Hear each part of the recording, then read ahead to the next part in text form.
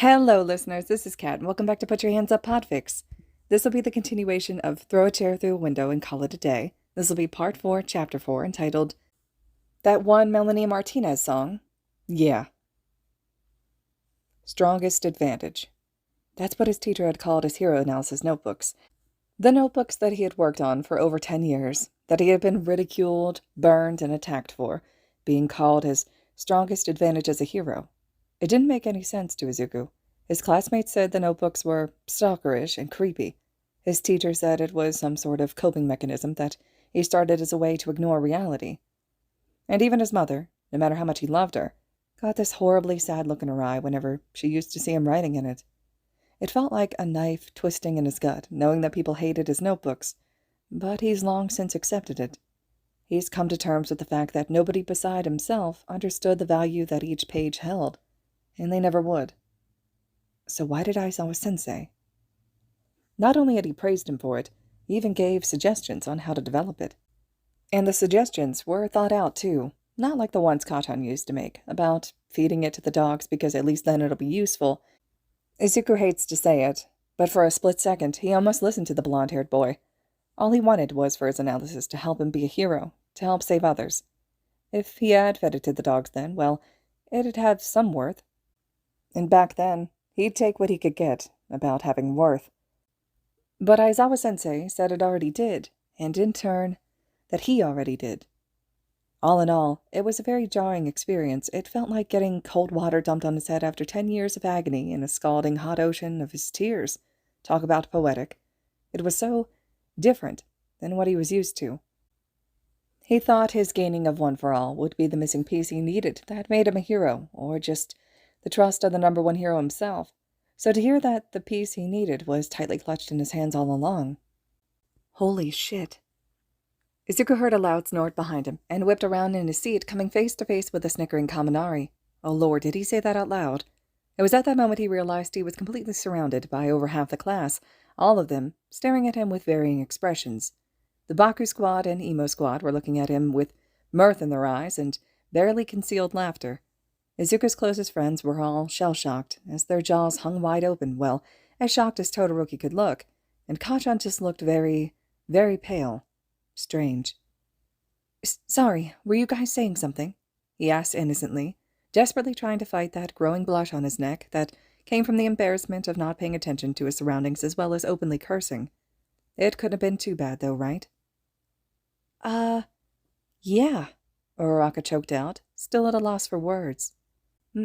Mina sent us the video she took yesterday during lunch, and we were wondering why you and Aizawa-sensei were throwing tables around. Ah, crap again. It's not like he can tell them the truth. If he and Aizawa-sensei wanted this whole merging departments plan to work long-term, nobody else could find out about it, especially not the students themselves. He could always come up with an excuse, but let's be honest, his lying skills will land him in an even worse situation. Wincing, he replied with the only answer he could. About that, it's sorta kinda maybe classified? Jiro raised a brow. Is that a question or an answer? A very subtle threat. Izuku didn't know when he started subtly threatening people, but it was probably around the time this secretary thing started. Listening to Aizawa-sensei's constant snarky remarks against Vlad-sensei was getting to him. Sometimes he wondered whether snapping at the blood hero was just a natural reflex for the man, or if he stayed up the night before writing all of his insult ideas down. And honestly, he wouldn't be surprised either way. Come on! There must be some things you could tell us. Kaminari whined, trying and failing to achieve puppy eyes. Even Jiro rolled her eyes at his awful attempt. Still, despite the lack of persuasion from the electric blonde, Izuku knew that Kirishima and Ashido wouldn't leave him alone without at least some details about his temporary position. Sighing, he gave in.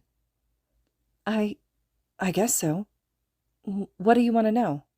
Not even a second after he uttered those words did a devilish grin spread over the faces of his classmates. Izuku froze as an ice colder than Todoroki's right side spread through his veins, the regret of his question setting in. Sarah was the first to speak. When the rest of us leave for first period, where do you and Aizawa-sensei go? Huh, well, that wasn't as bad as he was expecting. Oh, we go to Nezu's office. His computer has access to the most important files, and he also has really nice coffee. Ida slightly narrowed his eyes. Oh God, Did he already say something incriminating?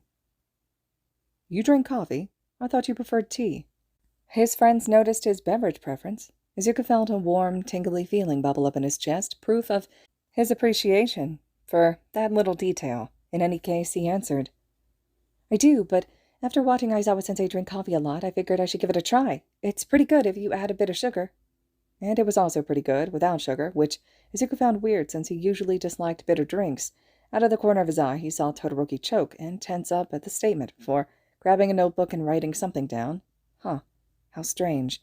But before the green-eyed child could question it, Hagekure was already asking the next question, the shifting of her uniform telling him that she was waving her arms around. 2 days ago, I saw Aizawa-sensei chilling in the shadows and smirking at something in the hallway. I didn't question it at first because, hello, this is Aizawa we're talking about. Every one of his classmates gave a nod of agreement, not even needing an explanation. But then I heard a crash and a bunch of cursing that could only come from Baku bronchitis. The hell did you just call me? And I was just like, bitch, what? So after a few seconds, I rounded the corner, and you know what I saw?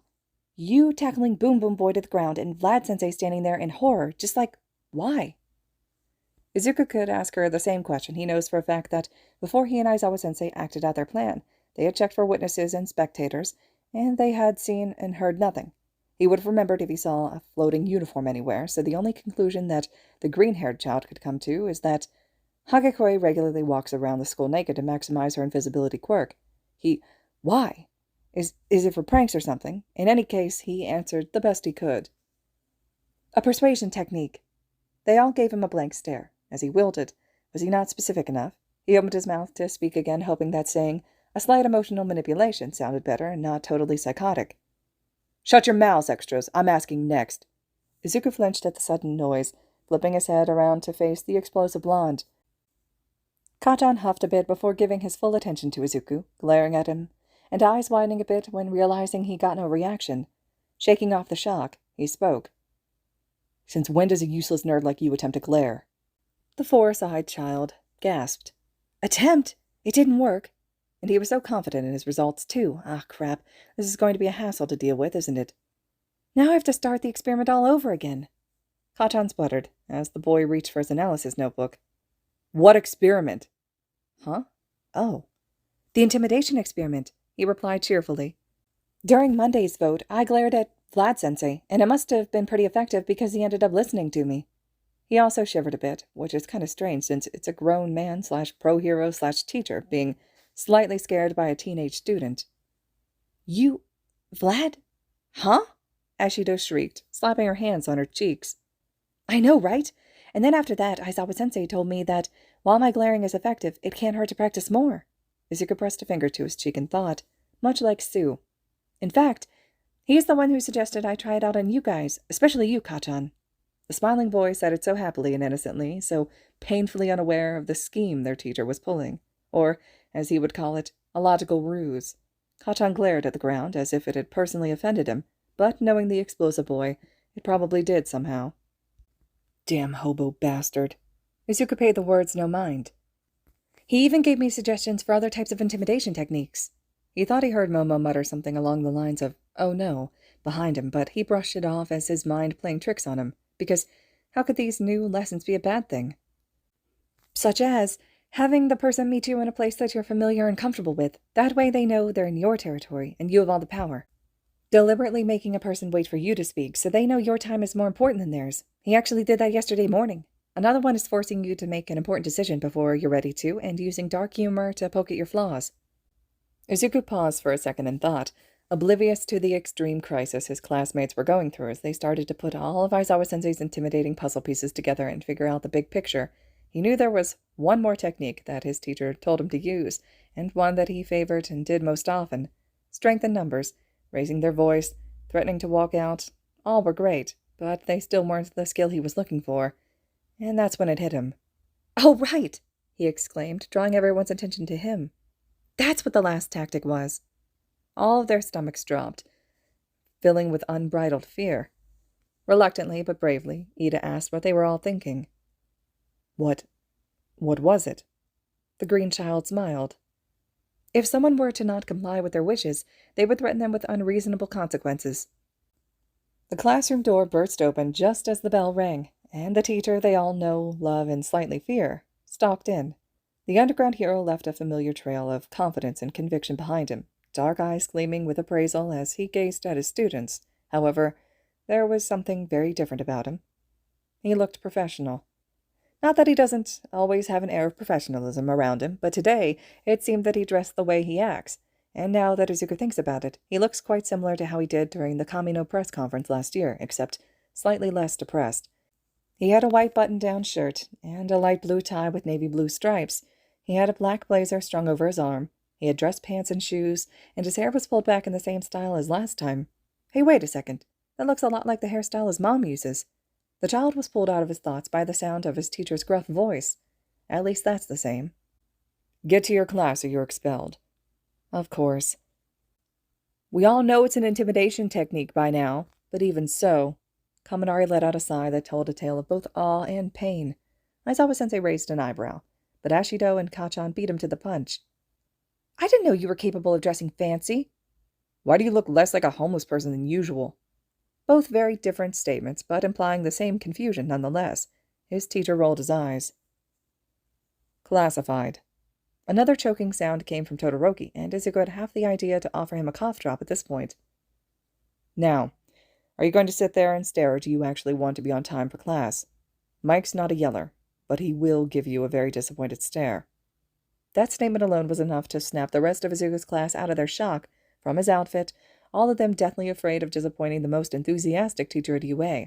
Not even 5 seconds had passed before all of them were already out the door, Aizawa-sensei and Izuku being the only ones left in the classroom. Without wasting any more time, as usual, the grumpy teacher huffed and turned to the boy, handing him a brown messenger bag.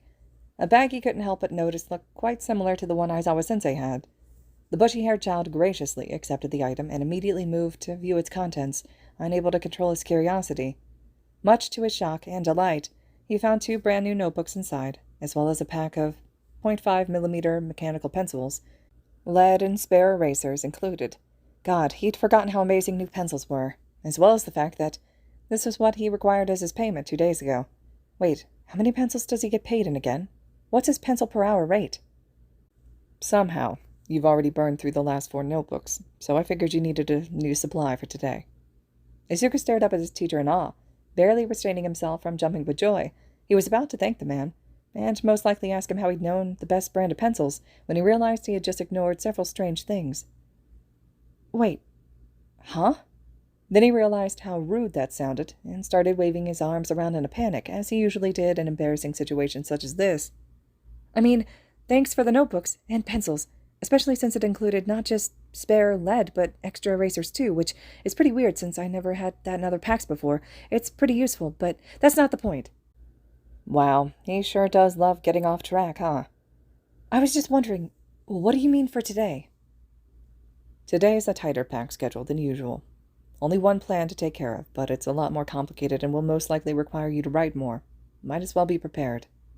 Oh, well, that's okay. Personally, Izuku's never had a problem with busy schedules. In fact, he loved them. It made him feel accomplished, like he wasn't wasting time. Like he wasn't a waste of time. But despite that, he was still a little confused. Oh, okay. But then why the new bag? Not that he was complaining. It did have quite a lot of useful pockets. It's lighter to carry around for long periods of time compared to your other bag, which for some reason still has all your textbooks and binders. Aizawa-sensei gave him a suspicious look, and Izuku blushed, rubbing the back of his neck and holding the bag in his other hand. Just in case I needed it. But also, long periods of time. Izuku looked at his teacher's outfit and gasped. Is that why you're wearing a suit? Does one of the plans require going someplace fancy? Is it a hero agency? A birthday party? Or, oh my god, is it a funeral? Should I change? The underground hero held up a hand, silencing his ramblings. First off, you're right about me needing to change my attire for today's plan. Judging by the annoyed expression on his face, he wasn't too happy about that. He thinks he gets why, though. It must be irritating to transition from a loose black hero costume to an uncomfortable button-up. But it's not fancy as much as it's a professional setting. Mushutafu General Hospital. Huh? The boy asked dumbly, eyebrows knitting in confusion. Recovery Girl's one-woman shtick has gone on long enough. It's time to get her some co-workers. Wait a second. Does that mean... You're doing job interviews? He screamed in amazement, no longer able to hold back his jumping. It's not like anyone can blame him, though. He's always seen job interviews on TV, but never in real life, and he didn't know if they were even remotely similar, or if the recording studio made it too dramatic. The whole idea in general may sound boring to others. It sounded like paradise to Izuku, asking questions about their motivations to pursue their dream job. It's very nostalgic. I don't know what kind of job interviews you've been to, but I can guarantee you it's not that fun. His teacher gave an amused huff, and made his way out the door, Izuku following closely on his heels as he continued the conversation through the hallway. It'll be pure luck if you can avoid the interviewees' wrath from rejection, if there even is interviewees, that is. No one applied for the job? That didn't sound right. We can't be sure till we get there. I sent out an email to the hospital telling them to inform their staff that there would be about 5 positions open, and that we'd be reviewing any applicants. Normally you wouldn't be able to hire straight from a hospital, but I guess UA has some privileges. That's a bit of a downplay. UA could practically do whatever they wanted and get away with it. Not that they would, but there's been a few instances when you could see the raw power they have. The school has partial guardianship over hero students. They somehow got the approval for the 0-pointers in the entrance exam, and their budget is out of this world. But then again, it was a last-minute kind of thing, and they most likely hadn't had the time to gather a lot of people. Plus, a lot of people ignore the injury part of being a hero and don't think the medical department is all that important, and because of that, we'll probably get about 15 people at most. And only 3 that are competent enough to live up to UA's insane standards. Well, that sucks. Izuku would have suggested to his teacher that they wait a little longer to hatch this plan, but he knows that's impossible. If they don't do it today, it'll never get done. They have a week to be the all-powerful principal and secretary, and a small part of Izuku wished it was just a little longer, but enough negativity. 3 is better than nothing, at least. If there's any possible way to take some work off of Recovery Girl's back, we should take it. Izuku thought he felt Aizawa-sensei staring holes in his head, but it must have been his senses playing tricks on him. I think the stress of having to take care of reckless heroes and hero students is starting to get to her, or at least getting to her more than last year when she told me she'd stop healing my broken bones if I didn't learn how to control my quirk, so this could really help her. The child had said those words so giddily, but the smile was wiped off his face at the sight of his teacher's expression. His black eyes were as wide as saucers as he stared at him, mouth opening and closing like he had no idea what to say. Izuku couldn't quite place the emotion on his face, but he was 100% sure he didn't want to find out. It was the middle ground between shocked, confused, and, worst of all, angry. The green-haired boy felt his heart stop. Was his teacher mad at him for suggesting Recovery Girl couldn't handle it all? Oh no, that sounds so rude now that he thinks about it. He opened his mouth and lifted his arms, ready to wave them around and spit out endless apologies. But Aizawa-sensei beat him to the punch. She said what? He asked darkly. Oh God. Izuku looked like a deer caught in headlights. She said she would stop healing my quirk injuries if I didn't learn how to control it. But that was her decision, not mine. She totally could if she wanted to. Her quirk is extremely powerful and... Yes, she is powerful. She's as powerful as her paycheck is big, and that would mean she has no excuse not to. Whatever the black-haired man was planning on saying next was cut off by a particular loud blonde. And no, not Kachan, the other one. Shoda! President Mike yelled, a dazzling bright smile on his face as he stood before the duo, seemingly unperturbed at the deadly vibes Aizawa-sensei was giving off. And the green bean himself. How you doing? Izuku's relief was palpable. Finally, an opportunity to inch away from the annoyed underground hero. Great. Horrible. Now, if you'll excuse me, I'm not a monster, but I have the strange urge to talk to an old late... His teacher suddenly cut himself off, sniffing at the air before his eyes locked on the item Mike-sensei was holding. Said item that had scalding hot liquid inside of it and smelled like heaven. Coffee. In the blink of an eye, the cup was out of the voice hero's hands and gripped between Aizawa-sensei's. He heard Mike-sensei mutter a soft, like a moth to a flame. Mike-sensei, what are you doing here? Izuku asked cheerfully. Oh, you know, doing my daily patrol around the building to make sure this grumpy goose.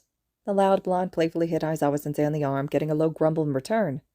Doesn't scare the students and teachers more than he already has. That sounded like a reasonable concern, honestly, but the other man wasn't buying it. Vlad deserves whatever happens to him. Also, you had no way of knowing if I would walk the same route, so why are you just randomly carrying around a cup of black coffee? You don't even like black coffee, if you weren't going to drink it.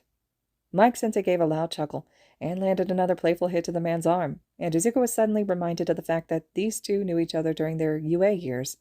They must have been pretty close, too, since it seems like present Mike is one of the only people who would dare try to be playful with Aizawa-sensei, the other one most likely being Midnight-sensei. "Can't I just do it out of the kindness of my heart?" Aizawa-sensei grumbled again, earning another laugh. "I'd love to chat more, but I gotta get back if I don't want to be on the wrong end of Koda's disappointed stare. I'll see you two hooligans later. Toodles." And with that, the voice hero was sprinting to class and out of sight, leaving the principal and secretary duo in his dust. The hallway was filled with silence, but it wasn't awkward, mostly because he was pretty sure that both of them had no idea what to make of the interaction. The silence remained all the way until they got into the UA-owned car, with his stoic teacher sitting in the driver's seat, and Izuku rushing to claim shotgun even though no one else was there to fight him for it. He knew the man was probably still caught up thinking about the coffee, or maybe even thinking about what they're going to do about the low number of applicants, but there was something he had to say to get it off his chest, something of great importance, and because of that, he turned to face his teacher and said, with the most serious voice he could muster, "Are Koda and Mike-sensei really not aware of the effect their disappointed stares have on one another?" And that was the last silent moment they had the whole drive. Shota trudged down the pathway to the hospital's front doors, his bright-eyed student bouncing along beside him. In the end, they had concluded that no, Hisashi and Koda aren't aware of how their stares affect each other and even the people around them, although they also decided that it would be wise for the two to never find out, or else they'd be an unstoppable force. Both of them were dead serious on the matter, but Shota seemed to be the only one who noticed the irony. Midoriya, of all people, had no right to talk about the effect of other people's stares when he was still somehow oblivious to his own. When he glares at someone, they act like a Medusa, just turn them into a petrified statue. When he gives someone puppy eyes, they automatically lose their so-called unbreaking will, and his smiles can make even the most stoic person light up. Shota excluded, because on the emotionless spectrum, he's at the highest, most unattainable level, so don't even mention the flukes of him laughing. But honestly, that's the closest Todoroki and Tokiyami have ever come to full-on grinning. It's almost scary how the school unintentionally revolved around the kid. Not that he was complaining. It was all the more reason to have the kid as a secretary, because no one would dare question the kid about having notebooks of information on them. Shaking himself out of that thought, Shota focused on the matter at hand, the hospital. He wanted more medical staff, but he really hated the interview process. Actually, he hated socializing in general, so he guesses that's one upside to having a low amount of applicants. He can go home a hell of a lot faster. Sighing, he reached out his hand to grip the door and open it. Except he didn't. Before he could make contact with the handle, the doors burst open and a tall man with heterochromatic black and gray eyes with hair to match pushed through, grabbing Shota's hand and shaking it rapidly. Pretty roughly, too. Shota found that he didn't like that. All the underground hero could do was stare in shock and wonder who the energetic man was. What the hell? "Ah, hello! You must be Aizawa Shota, and you—" The man turned to face his student, who looked just as disturbed as Shota, but still managed to summon a wobbly smile. Now that took skill. "Must be Midoriya Izuku, a prized UA student. When I checked my email last night only to see that the man in charge of UA was coming to scout my employees, I knew I just had to greet you two myself." Once again, what? Man in charge of... Oh. Right, he forgot he was legitimately responsible for the entirety of UA now, and not just some tired schmuck who ran around traumatizing his coworkers, but that didn't explain how this man knew Midoriya. He remembered stating in his email that he'd be bringing a student/secretary along, but not once had he mentioned his name. Shota suddenly froze. Did this man do research on them before they arrived here? Unfortunately, he wasn't given any more time to think it over, as the man was already dragging him by his wrist through the hospital, Midoriya flanking behind him, with his notebook already out and pencil scribbling away. By the time 5 minutes had passed, Shota, Midoriya, and Hironori Hakima, as his badge had said, were seated on one side of an obnoxiously long table. Midoriya had his notebooks out in front of him, as well as the list of questions to ask that Shota gave him. Hironori had a gavel for some unknown reason, and the heroic teacher himself just had the pitiful empty cup of what his black coffee used to be. "I only received the email yesterday, so there wasn't much time to gather up applicants." Yep, that sounded about right. "But since UA is an establishment of such great prestige, I knew I couldn't settle for a measly 12. Come again.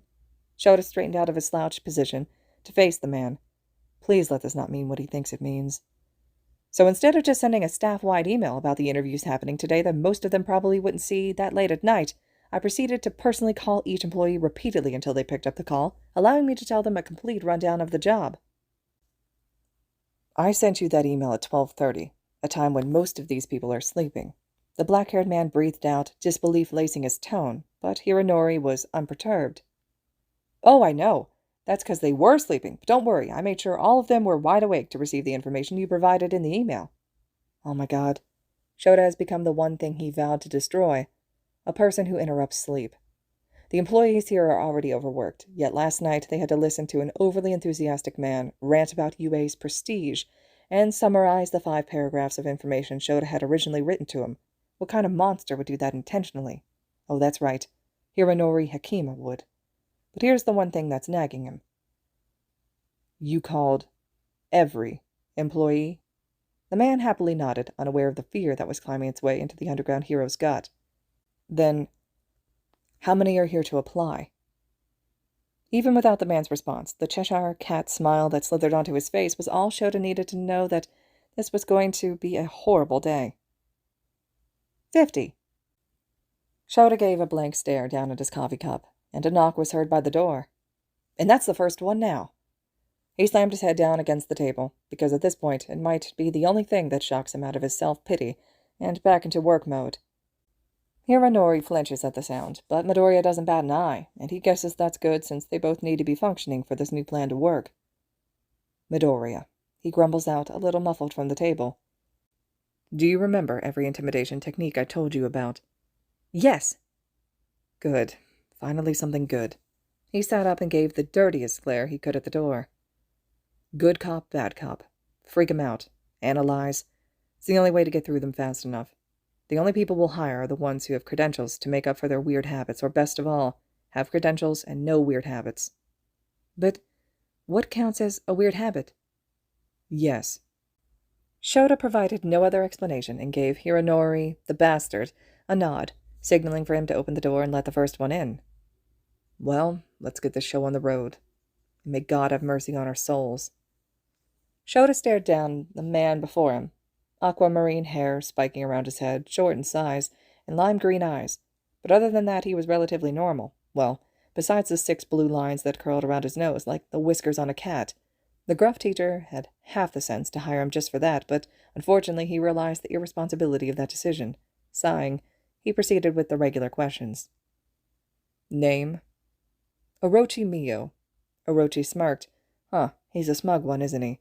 Shota gave a subtle glance to his secretary and was pleased to see the exact same observation already written down on the man's page, as well as 2 other paragraphs and an incredibly realistic sketch. What the actual hell is this kid made of? Quirk? His green-haired student was vibrating in excitement for the awaiting answer.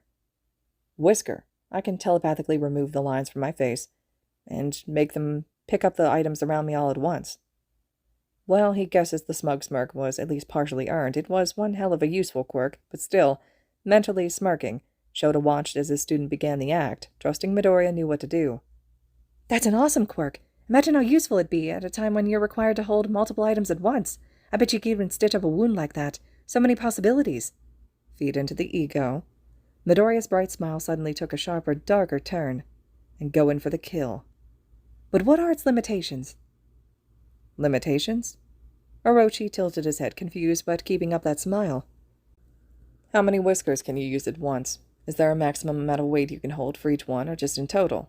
Is there a range for how far apart the whiskers can be from you at all times? What are the consequences of going past your limits, and a lot more? Shota told him passively, picking at his nails like he'd rather be anywhere else. That last part wasn't an act, though. Well, I think... The underground hero didn't let him finish. How complex can the actions of your whiskers be? And depending on the complexity of the action, does it get sloppy? Slower? He could go on, but he's starting to analyze almost as much as Midoriya. Well, Orochi chuckled and rubbed the back of his neck, a telltale sign that he was nervous and stalling an actual answer in favor of protecting his pride. I never really thought about it before. Probably because you're too careless to consider the idea that you're not indestructible, and that your quirk isn't so special after all. Probably because it's such a powerful quirk to have that you only looked at the general summary. I know plenty of heroes who do that too. It's a good strategy when clearing your mind and relieving stress. Shota's student cheered. Orochi looked back and forth between Shota and Midoriya, between overwhelming praise and intense criticism, with wavering pride and wide eyes. The underground hero rejoiced at the whiplash he must be feeling right about now. Right. Now it'd be weird to assume that you would already have a resume ready, so you can just state your qualifications. The aqua-haired man opened his mouth. And we'll background check it later. His mouth shut. Are you kidding him right now? I got some bachelor's degrees from Aichi Medical University, then got a job here right after. This guy couldn't be older than 27, so he must have been here for about 4 to 5 years. Good. Some information he can use as ammo. Right out of university, huh? What's that? 4, 5? Orochi gave another proud smile. Months? The smile fell just as fast, and Shota heard a choke sound come from his secretary. No. I've worked here for 4 years. The blue-haired man said awkwardly, and Shota faked a shocked look. Years? Jesus, my bad.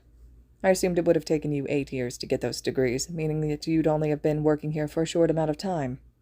Emphasis on you. God, he loves destroying their dignity. You must have been a fast learner to have blown through your studies so fast. What is it with his students being such great actors? First Shinso, now problem child? Yes, blowing through them and not taking time to develop any knowledge you may have gained from that university. Fast doesn't equal good, after all. And just think of the experience, Midoriya exclaimed happily. Orochi suddenly stood up, the sound of his chair scraping against the floor resonating around the room. He had a bewildered look on his face, and his head whipped back and forth between the principal and secretary duo, until finally his features melted into something pitifully blank. I think I'm gonna go. Thank you for putting yourself out there to apply. What matters is that you dared to try. Have an amazing day.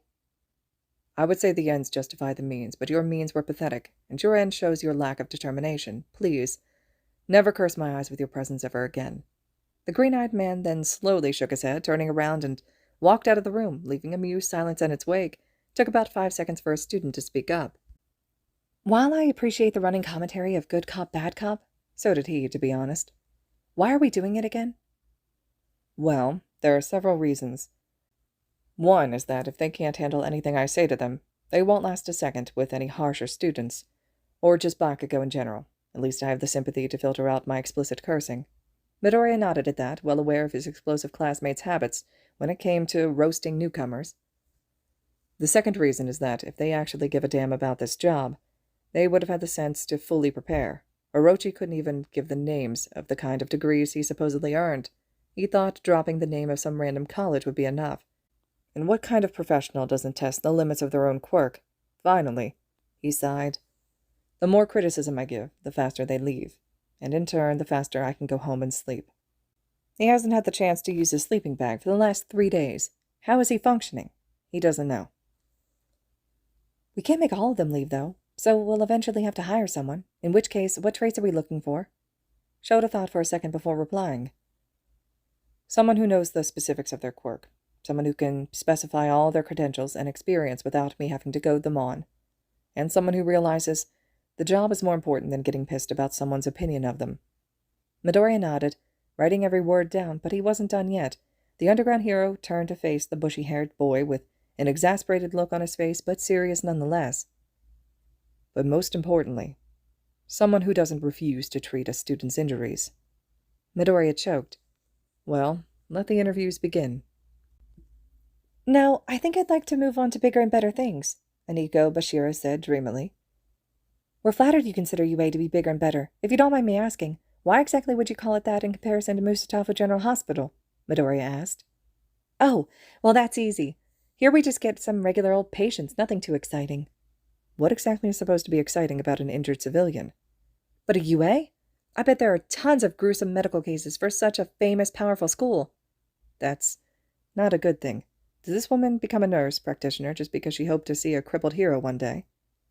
I can picture it already. An arm broken beyond repair, a leg that needs to be amputated, extreme burns that cover so much of their body that their family can't even identify the... Ma'am, I'm afraid we're going to have to turn you down, and I recommend getting a psych evaluation before the day is over. You've worked here for 10 years? Quite an impressively long time, if I say so myself. And so much working experience. You must love it here. You must never want to leave, and I'd hate to be the person that takes you away from your personal paradise of surgical masks and Clorox wipes. Shota mustered up the most realistic sympathetic frown he could give after Midoriya's statement, which wasn't easy considering he rarely ever pities the fools with no potential. Oh, please, by all means, take me away, Renzo laughed, although there was an edge of pleading to his voice. Take you away? Forget what the kid said about personal paradise. This is probably your prison cell. I'm guessing you hate all of your coworkers and superiors. I recommend you flee the country. The applicant with metallic nails looked shocked by the complete 180 in his interviewer's analysis, was Shota milking it, probably, but he couldn't find himself to care. Huh? Flee the country? Such jokers you got there at UA, and well, I wouldn't exactly say prison cell, but... Oh? Both Shota and Midoriya quirked an eyebrow, prodding him to continue, which, after a sigh and a couple of laughs, fell right into their trap. You're completely right. The people here are awful. Aneko is an obsessive fangirl. Keita won't shut up about the lack of quirk discrimination laws, and... Renzo leaned a little too close, an evil glint in his eyes that neither of the interviewing duo was comfortable with. I'm technically not allowed to tell you this, but last week, this patient, Taiga Keiyo, got sent here after his quirk came in. Some disgusting little power that allows him to pull off his body parts like Lego pieces. Anyway, this brat pulled off his toe, had no idea how to put it back on, and threw the most annoying tantrum, whining, crying, so goddamn pathetic. Shota didn't let him finish. It's clear you have no respect for doctor-patient confidentiality, nor the privacy of your coworkers, and who calls a panicking toddler that just had their life turned upside down pathetic. I'm going to have to ask you to leave. So, basically my quirk is called Ice Pack. Nariko Rie stated quietly, curling her snow-white hair around her fingers. I can use the moisture from my hands to make a hand-shaped slab of ice wherever I place it, although recently I've discovered that I can make even smaller pieces of ice using just the pads of my fingers. The ice sticks into the places I put it, but how long it stays there depends on the temperature of water used. Hot water only lasts about 30 minutes, but ice-cold water should last for hours. You're hired, Shota stated, getting a shocked look from the female applicant and a seriously look from his student. He turned his head to address the scribbling boy. What? Certain exceptions can be made. Do you know how much money we waste on kids who took ice packs and never give them back? Besides, it's clear she has an advanced understanding of the limits of her quirk. If Nariko left that room not only with a business card and an orientation appointment with Nomuri tomorrow for her first day, but with a beaming smile on her face and a rare confidence boost, well, then nobody had to know. Working with heroes and hero students just sounds so amazing. Such a hero, Akio gushed. Another fanboy. Shota had no problem with it. Look at Midoriya, for Christ's sake. As long as they're not excited about the possibility of seeing a hero on the verge of death. Knowing that just by helping them, I'm being a hero in my own way, it's better than any paychecks I could receive. I completely agree, Midoriya exclaimed, but judging by the way tears of joy were beginning to sprout in his eyes, Shota had a feeling he wasn't just saying that for the good cop, bad cop routine. Sighing, he spoke. Ah, yes. Pro-heroes, hero students, support course kids who accidentally blew up a bomb in their faces and need the soot cleaned off, business course kids who got an unhealthy amount of paper cuts and need a minuscule Band-Aid applied for each one, general education kids that have a simple cold, but sneeze so hard that their porcupine quirk activated and repeatedly pierce their classmate, and now need to have each quill carefully removed, which takes hours, by the way. Janitors who are permanently psychologically destroyed after falling into a garbage can full of whatever Mineta just disposed of. Let me tell you, being their temporary therapist is not easy, and so much more. Shota leaned forward, waiting to see how this man would react to his horrifying ramble. Jesus Christ, since when does he ramble? Of events. Well, Sachihiro gave a shrug, still engrossed in his heroic fantasy. As long as I get to help others, I don't care how much time and effort it'll take. Now that's what he calls an employee. You're hired, Midoriya sobbed, frantically wiping the tears away from his eyes before they could roll down his cheeks. Fumihiro Itsuki rolled his eyes as he kicked his feet up on the table. Now, Shota didn't like Hironori, and he didn't like the table either, but that's a little rude, especially for a job interview. Why do I want to leave this shithole for UA? What a stupid question for such an obvious answer. The heroics teacher felt his eye twitch. UA wouldn't accept no third-rate chumps. People there are the elite. Working there would mean I would finally be able to stop treating those disgusting people with the ugliest, villainous quirk. Get out. Shota turned to his student, only to be met with a chilling sight. Midoriya was intensely glaring at the man, and suddenly the scene was almost the exact same one Vlad experienced. The same suffocating pressure filled the room, preventing the quirkist applicant from breathing. The black-haired man suspected that the only reason he was able to take even the shallowest breath was that he wasn't the intended target. His student's scarred hands were curled into tight fists, nails digging so hard into his palm it looked like it was about to shed blood. And worst of all, the kid's eyes had changed from the usual kind, forced green to a predatory, toxic green. The suit-wearing hero couldn't help but be proud of the whole thing. Midoriya was the kind of person to settle an argument through the use of logic and facts, with the occasional sprinkle of inspirational quotes, and it was rare to see him so fed up with a person that he'd immediately shut them down with a righteous indignation. Personally, he thinks the kid should do it more often. Shota does it daily, and he could say with 100% certainty that it sure as hell speeds up the argument process and gets him 10 times more respect than he used to. But it's okay if he doesn't. Mixing up techniques is a technique on its own, after all. But that brings him to the second problem. Why is Midoriya such a passionate advocate for quirk equality? Not that he shouldn't be, but based on everything he's seen from the boy in the past, it seems like there must be some important reasoning and history behind it. Could it possibly be related to what he said about being a late bloomer? About not being treated with respect as a quirkless child? And if that's the case, then Shota is forced to ask the same question he did yesterday. Just how late of a bloomer was Midoriya? What kind of toll did it leave on the kid? But back to the present. The glare his student gave was strong enough to paralyze anyone it was directed at, but he guessed Fumihiro's pride wouldn't let him fall into that category. The bigoted man managed to shake himself out of his frozen state, and he immediately returned the glare, going so far as to snarl at the kid. "Excuse me?" "Something you want to say, Fumihiro. Spit it out or get out." The applicant flinched behind the power of not one but two intense glares coming from the duo in front of him. Luckily, before he could dig an even deeper grave for himself, he made the wiser decision to keep his mouth shut and leave the room. Not without dragging his feet, stomping, cursing, and slamming the door, though. Ugh, how extra. The gruff but attentive teacher quietly turned his head toward his student, if only to check in on how he was doing. Gone was the bone-chilling pressure, the piercing glare, and the clenched fists. All that was left was a child. A child whose sagged shoulders and dreary eyes told him all he needed to know about his tired state. It was more than concerning to know that a single interaction with a hostile doctor had greatly exhausted Midoriya mentally, and it made the underground hero even more curious as to his stance on quirk equality. But, despite all the questions for the kid that were burning in his throat and sitting on the tip of his tongue just begging to be let out, he knew that this wasn't the right time. No matter what, his student's health came first, and right now, the only thing Shota could do to help the kid, his kid, was give him a well-earned break. A chance to do something just for himself, and not for his new job as secretary. And Shota has just the right thing in mind. Clearing his throat, he drew Midoriya's attention. "We've got about what? 4 hires so far?" The green-haired boy nodded. Oh, geez. He doesn't even have enough energy to give a verbal response. 10 more to pick the last one from, and we'll be pretty much done, so I might as well take care of them myself. In the meantime, they've all got very different and very complex quirks, and while they've shown to have a good understanding of them, I'm sure they missed a few things. Slowly, but surely, Midoriya's dull eyes began to glimmer with interest and hope. "So, do you think you could spend the rest of your time here analyzing—" "Yes!" All traces of fatigue had immediately left the kid. Now all there was pure giddiness at even the suggestion of doing his hobby. But still, he couldn't have anyone thinking he did this out of the kindness of his heart, because he didn't. Don't give him that look, he didn't. It's stupid for anyone to suggest he even had a heart in the first place, let alone a spot in there for kindness.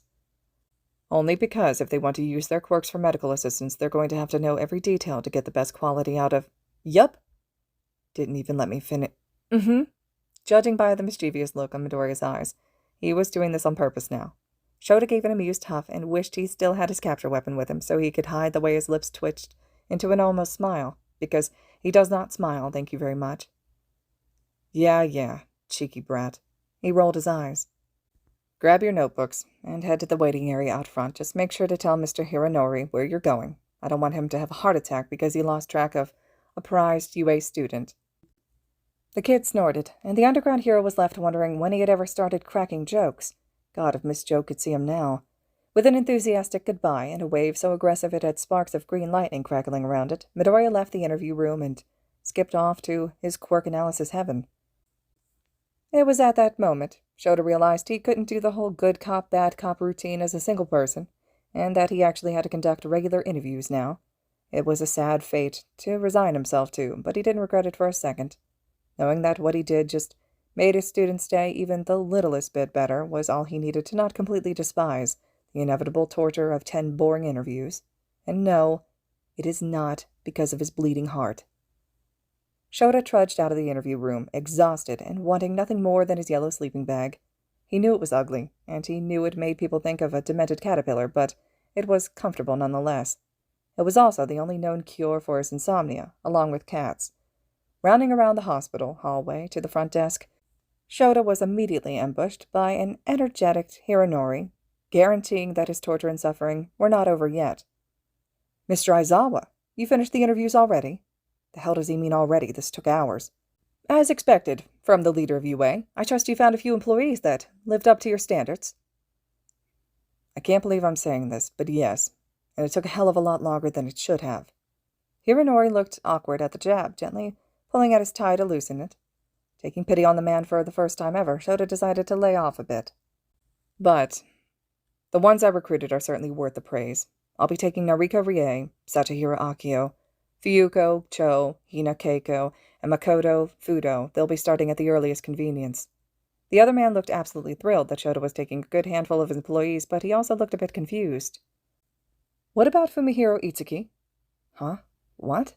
What kind of fake personality does that jerk show around his boss for him to personally ask about him, or is it just his quirk? He never got to ask what it was, but if both interactions were anything to go by. I recommend you educate him on the laws of quirk discrimination in the workplace. He needs it." Hironori stared at him with wide eyes, mouth opening and closing, but Shota didn't give him another chance to speak. "Now, where's Midoriya?" "Midoriya? Oh!" A grin broke around the peppered-haired man's face, and he had turned to face the corner of the room across them, where a commotion was beginning to form. "At some point, he ran out of hires, so he started asking my other employees if he could get a demonstration and rundown of their quirk and analyze it. They must have been very flattered, because the next thing you know, he's at the center of a mob." Hironori looked back to him with a soft smile. "He's a good kid." The underground hero watched as his student animatedly talked to each employee, writing faster than what should be humanly possible with stars in his eyes. If this time is anything similar to the other times, then the green-eyed kid must be spitfiring questions at all of them about their quirk, questions that they most likely never considered, and judging by the employees' reactions, sheepishly rubbing the back of their neck, faces heating up, and shining grins, they appreciated his efforts, too. Midoriya likely had no idea how much his good deeds affected others, how it was enough to turn a bad day into a great one, and that's what made it all the more heroic. Yeah, he is. And if Shota forced himself to put up with Hironori's constant praises of Fumihiro for a few more minutes, just so Midoriya could have a little more time to analyze quirks, then it still wasn't because he had a heart. Shota once again sat by the window of his classroom, listening to the white noise of his students' chatterings as he stared out at the cloudy blue sky. He would have preferred to brood in the faculty lounge, but a teacher's duty calls, after all. Lately, he's been doing more of this, whatever it is, that causes him to tune out of his surroundings and just reminisce about the day. It was quite peaceful, if he was being honest. He wondered if this was what Midoriya experienced whenever he entered his analysis zone, as he heard Shinso call it once. The erasure hero had already discussed the new employees with Recovery Girl about 10 minutes ago, but apparently that was too late of a notice for her liking. He guessed he should have seen it coming, but that didn't make him any less pissed. She had the nerve to go off on him about not asking her in advance when they both knew that her permission wouldn't have mattered either way. He so badly wanted to return her favor, confront and yell at her for what she had said to his secretary about not healing any more of his injuries. He understands that it used to be frustrating when the kid kept breaking his bones, but that's no excuse to leave him hanging. Still, he didn't address it. After all, it happened a year ago, and she might have already realized the error of her ways. And it's also not the wisest idea to piss off the person that heals all your extreme injuries, so instead he chose to present her with the facts, and maybe a bit of passive aggression. He said it wasn't only for her sake, but for the students of UA. Whether she likes it or not, she can't take care of all of them, because frankly, that's naive and impulsive, not that he'd ever say that to her face. It all worked out in the end, though, and he'd be lying if he said he wasn't interested in seeing the Ice Pack girl's quirk in action. Speaking of quirks, Midoriya probably filled up both notebooks with all the notes he took on the employees. He is going to have to get him some more. Aizawa-sensei. Shota's head whipped around, coming face to face with Todoroki. The red and white-haired boy usually had a blank expression on his face, but today he seemed a little contemplative. He was obviously trying to look bored, but the way his eyes darted around every object on Shota's desk told him he was obviously planning something. Question is, what? Todoroki. He greeted back in his regular, deadpan voice. Do you need something? The boy's heterochromatic eyes gleamed, and suddenly Shota was rethinking all of his life decisions. The boy whipped out his notebook and immediately began speaking. Over the last 2 days, I have conducted an investigation of great importance, one that pertains specifically to you. And now, with all of my collected research, I've decided to finally present my conclusion to you. Jesus Christ, if this is one of those theories that Ashido was talking about. He grunted and took a sip of his new coffee, signaling a student to continue. Todoroki shoved the notebook in his face. Is Midoriya your secret love child? Shota spat out his coffee right back into his cup, earning a couple of weird looks from his students, but he couldn't care less about that right now. What?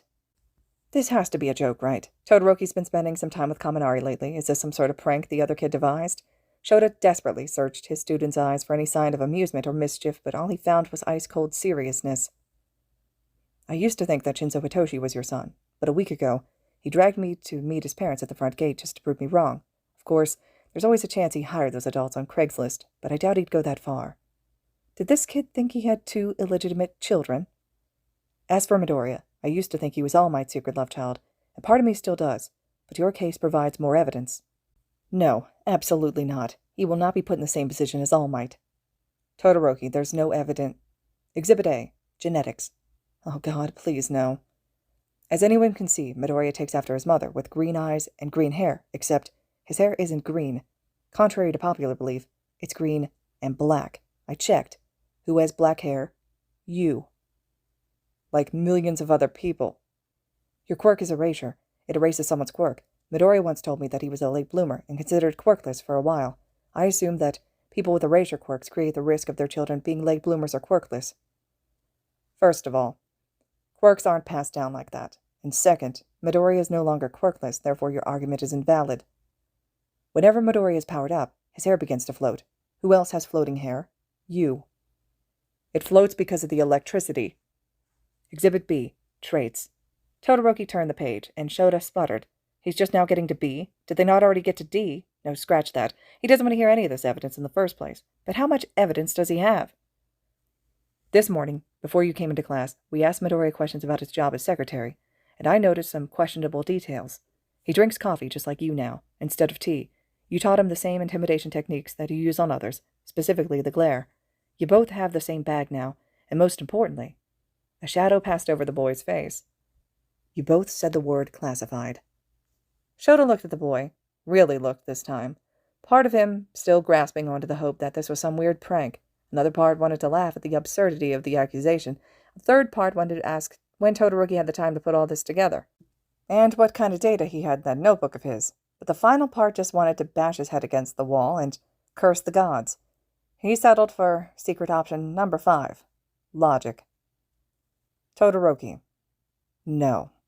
The dual-haired boy opened his mouth, probably to protest or spout more evidence, but Shota didn't have the energy to live through another rant. The underground hero silenced him with a look and dragged a hand down his face, continuing. Midoriya is my student, not my secret love child. I think I'd know if I had one. Also, I'm 31, and the kid is 16. The timeline doesn't match up. Not to mention his mother is over 10 years my senior. And just so we can settle all of this now, Midoriya isn't All Might's child either. If he was, he'd never shut up about it. I don't think Midoriya would be the type to brag about All Might being his father. I know. I meant All Might would never shut up about it. It's common knowledge around here that Yagi sees Midoriya as his son, and he's pretty damn proud about it, too. So if it was official, All Might would make sure to let the entire school, no, the entire country of Japan know. Now, I need you to tell me you know that Midoriya is not my secret love child. Todoroki hummed, his head hanging low, and Shota rolled his eyes. Todoroki. The dual-quirked boy let out a quiet sigh of defeat before doing as told. Midoriya is not your secret love child. Shota leaned back in his chair with closed eyes, his relief palpable, and breathed out a soft thank you. But if All Might's not his dad, and you're not his dad, even though you both act like it, the heroics teacher's eyes shot open. Then who is? Deciding that the specific phrase he heard Todoroki say was just his ears playing tricks on him, he gave the best answer he could. Unfortunately, I don't know, even though I'd really like to. And he did. He's heard so much random information about the man that he can't get a clear picture of his personality. But, despite that, I'm not going to conduct research on Midoriya to find out, because that's not right, and it's an invasion of his privacy. Todoroki wilted. Then how am I supposed to find out? Well, you could ask him, although I doubt he'd give you anything other than a cryptic answer that leaves you with more questions. That's what happened to him, at least. Either way, my main concern here is making sure you don't make any more theories on your peers. You may have good intentions, but rumors can spread in ways you never imagined. I don't intend to share my theories with anyone other than the subjects of them, but even if I did, I know for sure that not all of them are just rumors. Geez, well now he's just grasping at straws. There has to be some theories in here that actually have some depth behind them. Shota sighed. Yeah? Which ones? He didn't like the idea of hearing rumors about his students, but it's better if he shuts them down now than watching them snowball later. Todoroki got the same evil glint in his eye as he flipped to another random page. Momo is in some way related to Fat Gum. Shota already regrets this. Tamaki Yamajiki is Midnight's son. Togahimiko is Vlad King's daughter. Hawks and Tokiyami are also related in some way. My best guess is cousins. Dabi is my older brother. I'm sorry, but what the hell? Shigaraki and Midoriya both shop at the same clothing store. Todoroki, why the hell do you think Dabi is your brother? You said you only had 2 siblings. He knows they both have fire quirks, but still, that's kind of a stretch. I actually have 3 siblings. Or, I guess, had.